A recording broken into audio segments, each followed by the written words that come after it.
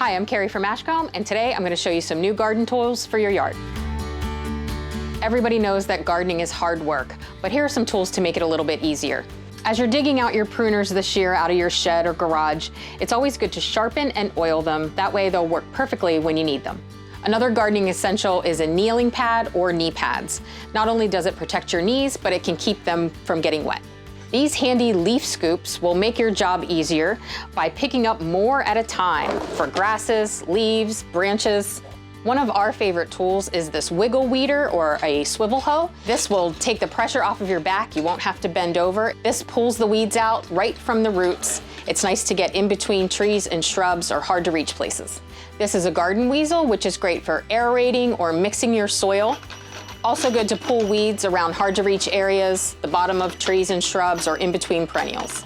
Finally, we have this nut gatherer. This is great for acorns or black walnuts. You just roll it over your piles, it scoops them right up. If you like this video, be sure to subscribe to our channel on YouTube.